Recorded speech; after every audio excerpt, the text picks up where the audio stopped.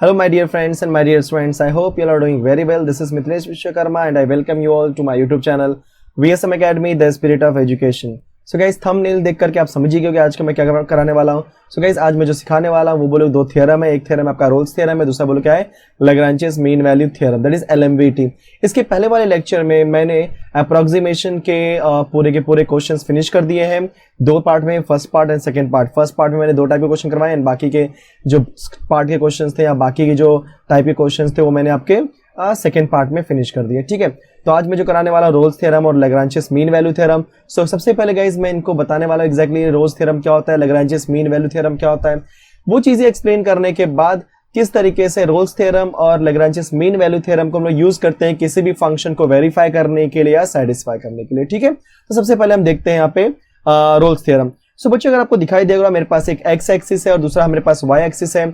मेरे पास अगर आपको ये ब्लू लाइन दिख रही होगी, ठीक है, तो ये जो ब्लू लाइन है ये मेरे पास एक फंक्शन है जिसका नाम क्या है बोलो y is equal to F of X. इसके जो एंड पॉइंट है बोलो क्या है बच्चों, x is equal to a और x इज इक्वल टू यहाँ पे क्या है b. तो अगर आप ध्यान दोगे तो ये जो आपका y equal to F of X ये फंक्शन है, ये जब a से स्टार्ट हो रहा है, राइट, आप देख रहे हो b तक जा रहा है. जब वो a से स्टार्ट हो रहा है और b तक जा रहा है तो बीच में कहीं पर भी ब्रेकिंग पॉइंट नहीं है. मतलब ये क्या होना चाहिए बच्चों, कंटिन्यूअस, मतलब कहीं पे भी ब्रेकिंग पॉइंट नहीं आना चाहिए. सो सबसे फर्स्ट कंडीशन जब हम सॉल्व करते हैं किसी भी रोल्स थ्योरम के लिए, सबसे फर्स्ट पॉइंट आप क्या लिखते हो, यस एफ ऑफ एक्स, मतलब जो आपका एफ ऑफ एक्स है इज कंटिन्यूअस ऑन आपका डोमेन. डोमेन मतलब आपकी जो फंक्शन एफ ऑफ एक्स है वो बोलो कहां से स्टार्ट हो रही है, ए से, और कहां तक जा रही है, बी तक, मतलब on domain A comma B. तो बच्चों जान रहा जो मैंने यहाँ पे स्क्वायर ब्रैकेट यूज किया इसका मतलब होता है क्लोज्ड इंटरवल. जैसे अगर मैं आपको सिखाना चाहूंगा, अगर मैं बोलूं कि x belongs to square bracket of a comma b, इसका मीनिंग क्या होता है कि x की जो वैल्यू है बोलो क्या आ रही है, a और b के बीच में आ रही है. मतलब उसको मैं वैल्यू वाइज दिखाऊंगा तो बोलो क्या आ जाएगा आपका कि आप लिख सकते हो इसमें x की वैल्यू a और b के बीच में आएगी, साथ ही साथ a और b भी होगी.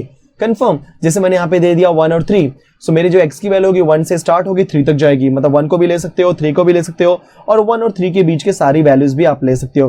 तो क्लोज इंटरवल मतलब क्या होता है आपका स्क्वायर ब्रैकेट. और जब कभी भी क्लोज इंटरवल का मीनिंग आ जाता है यहाँ पे तो हमेशा आप क्या बोलोगे, यस कि the values lies between a and b including a and b. जो वैल्यूज होंगी a और b के बीच में आएंगी, साथ साथ a और b को भी लेना होगा, तो इसे हम बोलते हैं बोलो क्लोज इंटरवल. ठीक है, सो मेरे कहने का मतलब यह है कि जब कभी भी आप चेक करना है कंटिन्यूअस, तो बच्चों कंटिन्यूअस बोलो क्या होगा, ए से स्टार्ट होगा. मतलब देखो पॉइंट ए को भी कंसीडर करना दिख रहा है आप लोगों को यहाँ पे, यस, ये पॉइंट ए को भी कंसीडर करना है, पॉइंट बी को भी कंसीडर करना है, और उसके बीच में हर एक पॉइंट को देखा जाए तो ए से बी के बीच में इनफाइनाइट नंबर ऑफ पॉइंट्स हैं. तो मैं हर एक पॉइंट को चेक करूंगा कि उस पर्टिकुलर पॉइंट पे आपका फंक्शन कंटिन्यूअस है कि नहीं है. ठीक है, अब सवाल उठता है सर कैसे मालूम पड़ेगा कंटिन्यूअस है कि डिसकंटिन्यूअस है. एक चीज याद रखो बच्चों, जब कभी भी हम किसी भी फंक्शन की कंटिन्यूटी चेक करते हैं तो सबसे पहले हम क्या देखते हैं, वो फंक्शन किस टाइप का फंक्शन है. आपका फंक्शन अलजेब्रिक है, आपका फंक्शन लॉगरिथमिक है, कि एक्सपोनेंशियल है, कि ट्रिग्नोमेट्रिक है, या इनवर्स फंक्शन है, या कोई रैशनल फंक्शन है. देखा जाए मैंने टोटल 6 टाइप के आपको फंक्शंस एक्सप्लेन किए. देखो कोई कांस्टेंट हो गया, अलजेब्रिक हो गया, देन आपका फॉर एग्जांपल रैशनल हो गया, देन आपका हो गया क्या बोलते हैं उसको हम लोग एक्सपोनेंशियल, लॉगरिथमिक. तो जितने भी टाइप के फंक्शन मैं आपको बताना चाह रहा हूं, ये सारे टाइप के फंक्शन में एक जो रैशनल फंक्शन होता है, मतलब रैशनल मतलब something p of x divide by q of x, ये फंक्शन के टाइम पे हमेशा बहुत चीजें हमें ध्यान देनी होती है. क्या, क्योंकि अगर q ऑफ x की वैल्यू 0 हो गई, ध्यान रखो बच्चों, अगर आपका डिनोमिनेटर की वैल्यू क्या हो गई 0, तो समथिंग अपॉन समथिंग में अगर आपका डिनोमिनेटर 0 हो जाता है तो ऐसे नंबर्स को हम क्या बोलते हैं, नॉट डिफाइंड, मतलब डज नॉट एग्जिस्ट. और जहां कहीं भी किसी भी फंक्शन की वैल्यू नॉट डिफाइंड आ गई मतलब वो क्या होगा आपका डिसकंटिन्यूअस, मतलब कंटिन्यूअस नहीं होगा. Confirm, very good. सो मैं क्या बोलना चाह रहा हूं यहां पे कि किसी भी फंक्शन को कंटिन्यूअस होने के लिए उसकी वैल्यू एग्जिस्ट होनी चाहिए. देखा जाए तो ऑलरेडी हम कंटिन्यूटी चैप्टर ऑलरेडी पहले हम मतलब इस पर्टिकुलर 12th में था, बट इस बार निकाल दिया गया है, लेकिन 11th में उसका कॉन्सेप्ट है. तो वही चीज कि कोई भी फंक्शन को कंटिन्यूअस कैसे करना है वो हमने ऑलरेडी कंटिन्यूटी में सीखा हुआ है. ठीक है, बट यहाँ पे अगर हम बात करूंगा तो कोई भी फंक्शन की वैल्यू अगर नॉट डिफाइंड आ जा रही है मतलब वो डिसकंटिन्यूअस है, और कोई ना कोई वैल्यू आ रही है, उसके बहुत सारे तरीके करने के लिए, बट यहाँ पे आप सिंपल सा फंडा, अगर कोई ना कोई वैल्यू आ रही है तो हम क्या बोलेंगे, कंटिन्यूअस. ठीक है, तो ए से लेकर के बी तक हर एक वैल्यू को चेक करोगे, अगर वैल्यू आ रही है इसका मतलब कंटिन्यूअस. तो अलजेब्रिक आपका कंटिन्यूअस होगा. देन आपका जैसे हमने बोल दिया फॉर एग्जांपल कोई भी ट्रिग्नोमेट्रिक फंक्शन कंटिन्यूअस होगा. अब जैसे मैं बोल दिया 10, तो बच्चों 10 90 क्या होता है, नॉट डिफाइंड, मतलब जो 10 करके फंक्शन है वो जब आपका पॉइंट आएगा 90 डिग्री तो वहां पे क्या हो जाएगा, नॉट डिफाइंड। तो वहां पे आपको नॉट डिफाइंड आएगा, इसका मतलब उस पॉइंट पे हमारा क्या रहेगा, डिसकंटिन्यूअस। क्लियर। तो एक्सपोनेंशियल हो गया, देन आपका लॉगरिथमिक हो गया, ऐसे जितने भी फंक्शंस हैं हमेशा अगर उनकी वैल्यू कहीं पर भी नॉट डिफाइंड आ जा रही है तो उसे हम बोलेंगे डिसकंटिन्यूअस। लेकिन कहीं पर भी कुछ भी वैल्यू आ रही है नॉट डिफाइंड के अलावा तो उसे हम क्या बोलेंगे, कंटिन्यूअस। तो कभी भी याद रखना बच्चों, जब कभी भी आप यूज करोगे कंटिन्यूटी, तो कंटिन्यूटी के लिए हमेशा आपका जो पॉइंट होना चाहिए बोलो a to b होना चाहिए, जिसे क्लोज इंटरवल। फिर जो सेकेंड पॉइंट आता है वो क्या होता है बच्चों, आपका f of x is differentiable. Okay, differentiable on open interval, round bracket दे दिया, मतलब बच्चों क्या होता है आपका ओपन इंटरवल। ध्यान देना कोई भी फंक्शन अगर कंटिन्यूअस और डिफरेंशिएबल होगा ही होगा, क्योंकि याद रखना if a function is continuous then it is differentiable, क्योंकि कंटिन्यूटी के हिसाब से ही आपका डिफरेंशिएबिलिटी का कॉन्सेप्ट बनता है। सो उसके अंदर हम लोग लेफ्ट हैंड लिमिट निकालते हैं, राइट हैंड लिमिट निकालते हैं एंड चेक करते हैं कि वो दोनों इक्वल है क्या, राइट। अगर इक्वल है मतलब कंटिन्यूअस है, और कंटिन्यूअस है मतलब हमारा डिफरेंशिएबिलिटी आएगा। सो कहने का मतलब यहाँ पे यह है कि if your function is continuous then it is differentiable on open interval of a, b।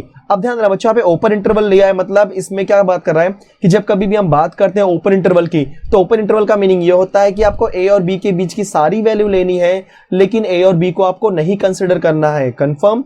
अब क्या होता है अगर हम बात करेंगे डिफरेंशिएबिलिटी, थोड़ा सा अगर हम कॉन्सेप्ट पे जाएंगे तो याद रखना जब कभी भी किसी भी फंक्शन का डेरिवेटिव निकालते हो, अगर वो फंक्शन, जैसे मैं एग्जांपल लेता हूं आपको थोड़ा सा यहाँ पे, अगर ये मेरा एक फंक्शन है, मैं ये फंक्शन का नाम क्या है बोलो, y is equal to f of x, ठीक है। एंड जब इसका मैं डेरिवेटिव निकालूंगा तो बोलो क्या निकालूंगा, डेरिवेटिव dy बाय dx। तो गाइस जो dy बाय dx होता है वो होता है आपका एक तरह से स्लोप, बोलो क्या ज्योमेट्री में क्या रिप्रेजेंट करता है, स्लोप। और इस स्लोप किसका होता है आपके, यस, ये जो मैं लाइन ड्रॉ किया इस लाइन का टेंजेंट, ये लाइन क्या होता है आपके तरह टेंजेंट है, तो ये क्या हो जाएगा आपका स्लोप ऑफ टेंजेंट, ठीक है। तो अगर मैं इस a to b, मतलब जो मेरा y equal to f of x, ये मेरा फंक्शन है, इस फंक्शन में मेरा a से b तक के बहुत सारे पॉइंट्स हैं, तो मैं किसी भी पॉइंट पे अगर मैं टेंजेंट ड्रॉ करता हूं तो उस टेंजेंट का स्लोप मुझे कैसे मिलेगा, dy बाय dx से, ठीक है। इन जनरल मुझे क्या मिलेगा, dy बाय dx। अब मान लो मुझे इस पॉइंट पे निकालना है स्लोप, मान लो इस पॉइंट की वैल्यू है 1,2, कंफर्म। तो हम लोग क्या करेंगे, 1 2 पुट कर देंगे उस पर्टिकुलर फंक्शन के अंदर, हमारा आंसर आ जाएगा। सो मेरे कहने का मतलब यहाँ पे यह है कि जब कभी भी किसी भी फंक्शन का आप डेरिवेटिव निकालते हो तो इसका मतलब ये होता है कि उस फंक्शन के ऊपर कोई अगर टेंजेंट है तो उसका स्लोप ही क्या है, वो आपका डेरिवेटिव है, ठीक है। अब क्या होता है कि पॉइंट ए और पॉइंट बी से कोई टेंजेंट तो ड्रॉ हो नहीं सकता, क्योंकि जो पॉइंट ए और पॉइंट बी है एंड पॉइंट्स हैं। अगर यहां से कोई लाइन ड्रॉ होगी वो टच नहीं करेगी बच्चों, वो क्या होगी, कट करते हुए जाएगी, मतलब इंटरसेक्ट करते हुए जाएगी। इसलिए हमने ए और बी को कंसीडर यहाँ पे नहीं किया। तो जब कभी भी आप डिफरेंशिएबल कर रहे हो मतलब स्लोप निकाल रहे हो किसका, टेंजेंट का, और टेंजेंट कहां से पास होना चाहिए, ए से बी के बीच में कहीं से भी पास होगा, मतलब कहीं से भी जाएगा वो टच करके जाएगा। लेकिन अगर मैं कोई भी लाइन को ए से पास करता हूं या बी से पास करता हूं मतलब वो इंटरसेक्ट करते हुए जा रहा है। सो मेरे कहने का मतलब यहाँ पे यह है कि पॉइंट ए और बी को कंसिडर नहीं करना है, क्योंकि वहां से हम टेंजेंट ड्रॉ नहीं कर सकते, नहीं ड्रॉ कर सकते। So f of x is continuous on closed interval of a comma b. Second point, f of x is differentiable on open interval of a comma b. जो थर्ड होता है बच्चों, हम लोग क्या निकालते हैं, जो मेरे पास y equal to f of x दिया है वहां से निकालते हैं f of a, फिर क्या निकालते हैं f of b। तो जो हमारे पास a और b की वैल्यू है, गाइस ध्यान रखना क्वेश्चन में आपको a और b की वैल्यू हमेशा दी रहेगी, तो जो आपके पास a और b की वैल्यू है वो आपने फाइंड किया f of a और f of b, परफेक्ट। तो f of a और f of b फाइंड करने के बाद आप क्या बोलोगे, चेक करोगे कि यार दोनों वैल्यू इक्वल है क्या, यस। अगर दोनों वैल्यू इक्वल है मतलब यस, तीसरा कंडीशन। तो गाइस जो मैंने आपको बोल दिया ना, f of x is continuous on a comma b, ये आपका एक कंडीशन हो गया। Then if your function is continuous then it is differentiable on open interval of a comma b, ये दूसरा कंडीशन हो गया। उसके बाद क्या निकालोगे, f of a और f of b। जब कभी भी बच्चों कोई भी किसी भी फंक्शन अगर ये तीनों कंडीशन को सेटिस्फाई कर दिया तो आप क्या बोलोगे, yes, condition satisfied, conditions satisfied, ठीक है, परफेक्ट। इतना होने के बाद बच्चों जैसे आपने कंडीशन को सेटिस्फाई किया तो अब इसके बाद का जो नेक्स्ट क्वेश्चन पूछते हैं वो लोग क्या पूछते हैं कि बताओ ये पर्टिकुलर फंक्शन के लिए जो रोल्स थ्योरम है वेरीफाइड है कि नहीं। तो जब कभी भी आपको बोलेगा कि check whether this Rolle's theorem verified और नॉट, तो हमेशा आपको एक नया कॉन्सेप्ट यूज करना पड़ेगा। उसके लिए क्या करना पड़ेगा, देयर एग्जिस्ट सी, हमारे पास एक नया पॉइंट सी है जो कि किससे बिलोंग करना चाहिए बच्चों, open interval of a comma b से, कंफर्म। अब जैसे मान लो मेरे पास a की वैल्यू 1 2 है, जो c की वैल्यू आएगी 1 2 के बीच में ही आनी चाहिए, कंफर्म। बीच मतलब a और b के बीच में कोई भी वैल्यू हो सकती है। लेकिन अभी c की वैल्यू फाइंड कैसे करेंगे, तो उसके लिए मेरे पास कंडीशन है, तो सच दैट बोल दिया मतलब मेरा कंडीशन। तो कंडीशन क्या है बच्चों, yes, f dash c is equal to 0। तो by using f dash c is equal to 0 आप c की वैल्यू फाइंड करोगे एंड क्या चेक करोगे कि whether this c belongs to open interval of a comma b। अगर c की value a comma b से बिलोंग करती है इसका मतलब मेरा आंसर परफेक्ट आया, अगर बिलोंग नहीं करती है मतलब मेरा आंसर परफेक्ट नहीं आया। तो अब क्या होता है, मान लो बिलोंग करता है मतलब मेरा आंसर आ चुका है, और आंसर आ चुका है इसका मतलब ये होता है बच्चों कि आपका रोल्स थ्योरम वेरीफाई हो चुका है। लेकिन अगर आपका c की वैल्यू a कॉमा b से बिलोंग नहीं करती तो इसका मतलब ये होता है कि आपका रोल्स थ्योरम वेरीफाई नहीं हुआ है। तो रोल्स थ्योरम को वेरीफाई होने के लिए हमेशा ये c के ऊपर डिपेंडेंट है गाइस। अगर आपका c की वैल्यू a कॉमा b के बीच में आ रही है मतलब वो c belongs to a comma b, then your Rolle's theorem verified, otherwise not. ये पूरा का पूरा कॉन्सेप्ट बिलो किसके लिए आता है, हमारा रोल्स थ्योरम के लिए आता है।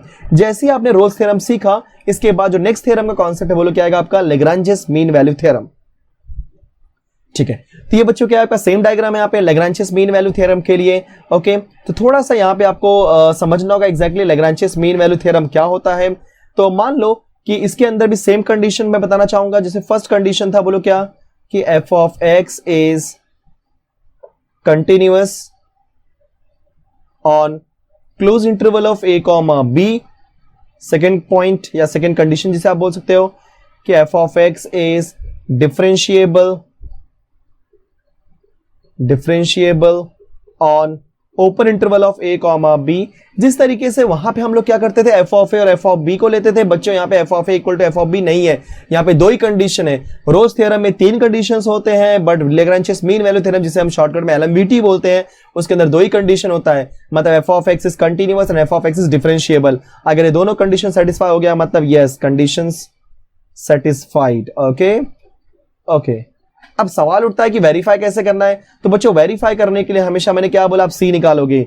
ठीक है, तो c की वैल्यू कैसे फाइंड करोगे, आप बोलोगे यस देयर एग्जिस्ट c किससे बिलोंग करना चाहिए, yes belongs to a comma b। जैसे वहां पे कंडीशन था c निकालने के लिए वैसे यहां पे भी कंडीशन है c निकालने के लिए।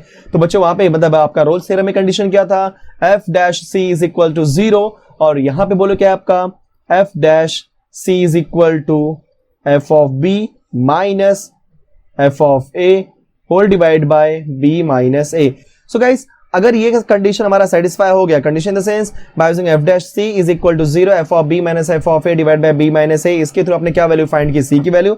एंड जो c की वैल्यू है, इफ योर c की value belongs to a comma b that means Lagrange's mean value theorem LMVT क्या हो जाएगा आपका, वेरीफाइड। अगर आपका c की वैल्यू जो भी आपने निकाली हुई है इस कंडीशन के थ्रू वो a कॉमा b से बिलोंग नहीं करता तो आपका LMVT वेरीफाई नहीं होगा। तो बच्चों जो हम अभी एक्सरसाइज के बाद सीखने वाले हैं इस एक्सरसाइज में इसी दोनों कॉन्सेप्ट के ऊपर हमारे पास क्वेश्चन आने वाले हैं। ठीक है, सो गाइस होप सो कि ये दोनों के दोनों कॉन्सेप्ट आपको समझ में आ गए होंगे। अगर आपको कॉन्सेप्ट समझ में आ गया तो नेक्स्ट लेक्चर में जब इसके ऊपर मैं क्वेश्चंस कराऊंगा तो आपको क्वेश्चन बहुत आसानी से समझ में आ जाएंगे। तो अगर आपको समझ में आ गया है तो वीडियो को लाइक कर दो, शेयर कर दो, कमेंट कर दो। साथ ही साथ गाइस अगर आपने चैनल को सब्सक्राइब नहीं किया हुआ है तो चैनल को सब्सक्राइब भी कर दो। Last but not least keep learning and keep practising with VSM Academy। Thank you so much.